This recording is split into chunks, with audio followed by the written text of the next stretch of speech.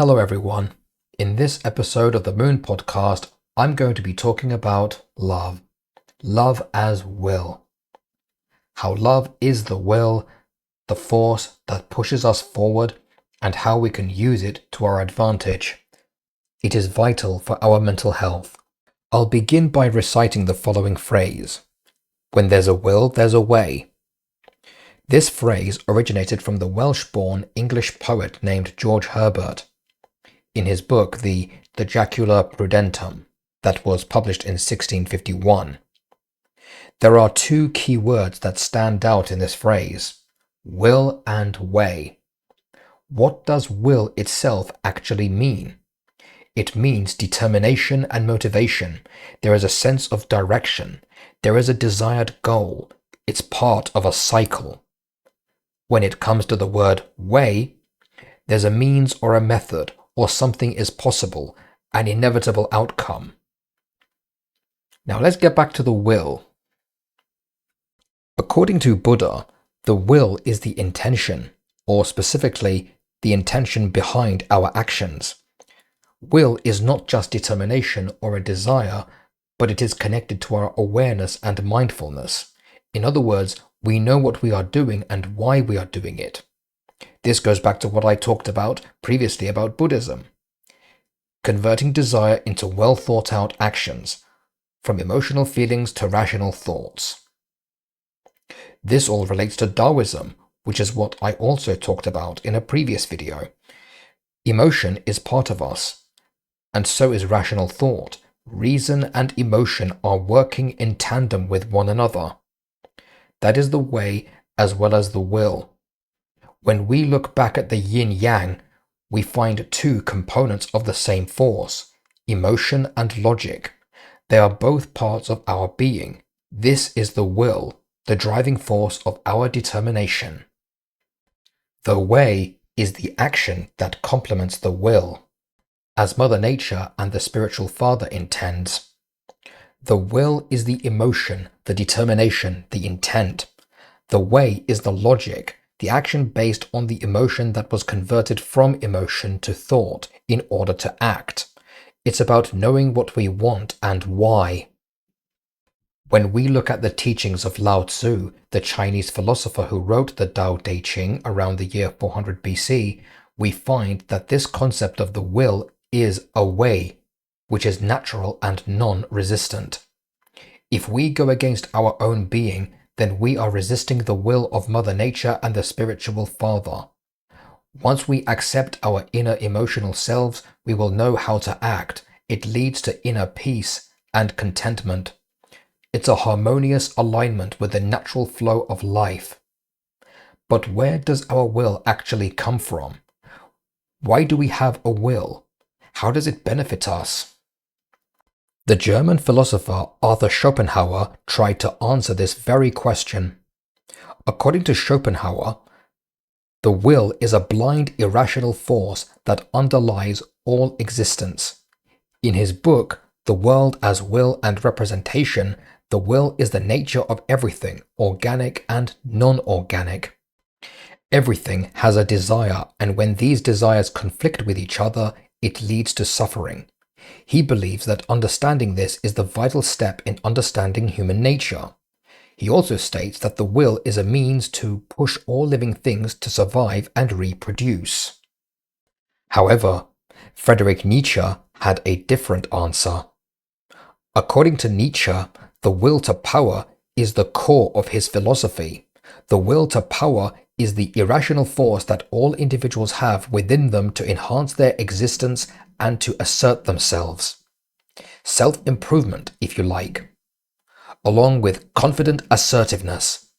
Unlike Schopenhauer and other philosophers who focus on survival and reproduction, Friedrich Nietzsche argues that the will to power is about overcoming obstacles, expressing creativity, and achieving mastery over oneself and one's environment. It's about pursuing excellence.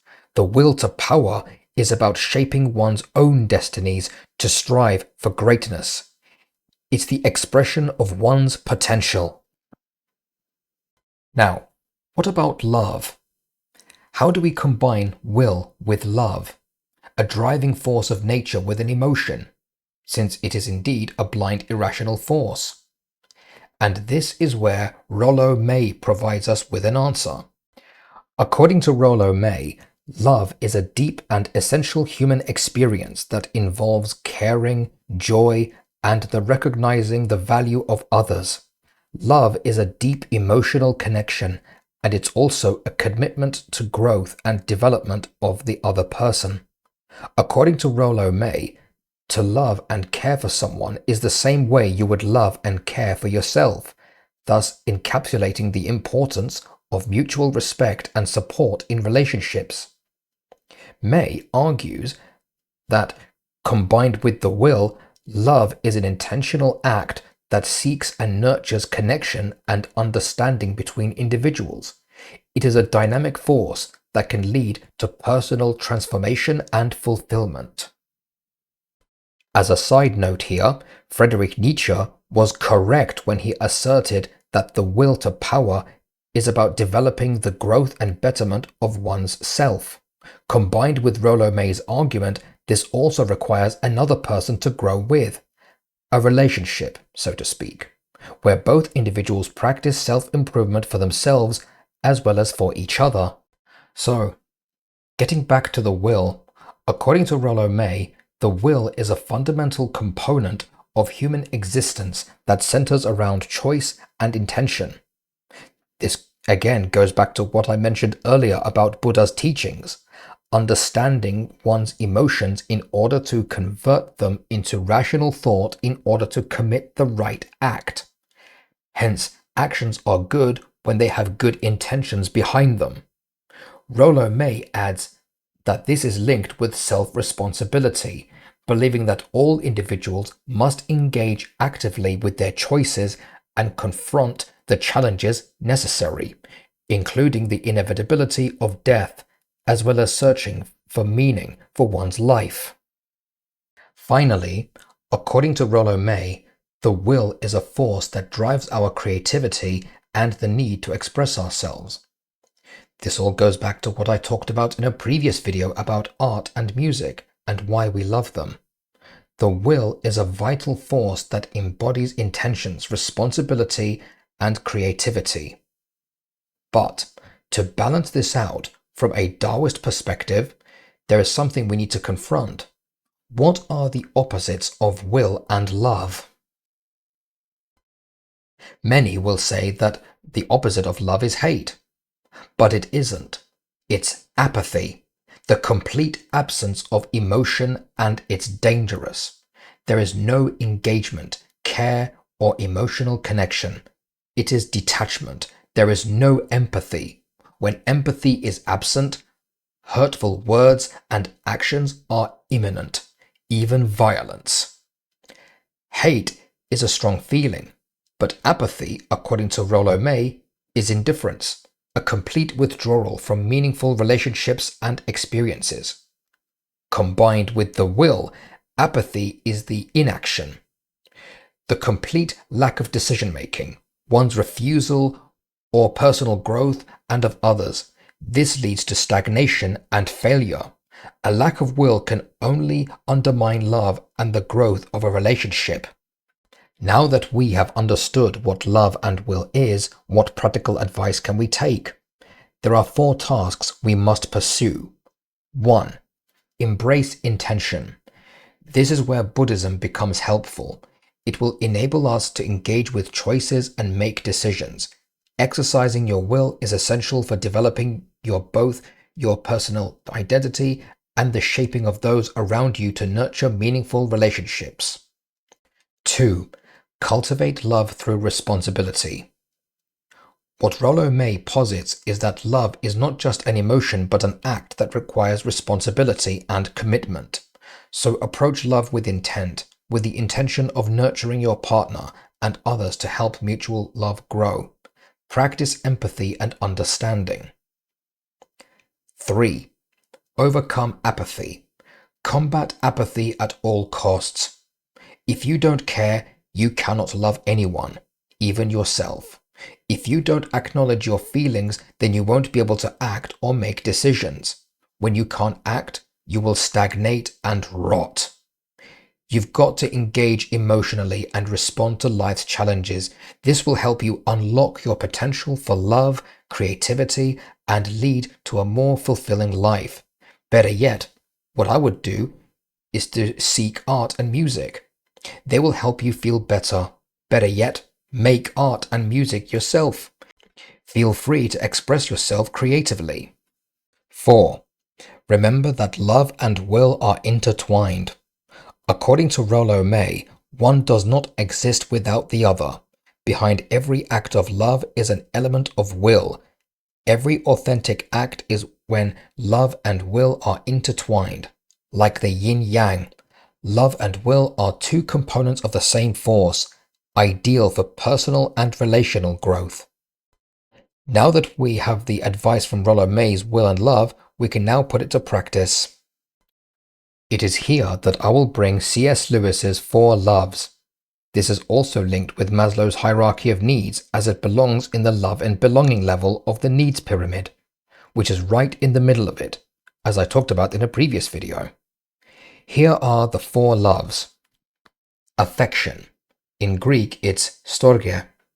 Friendship. In Greek, it's philia. Eros. In Greek, it's eros. And charity. In Greek, it's agape.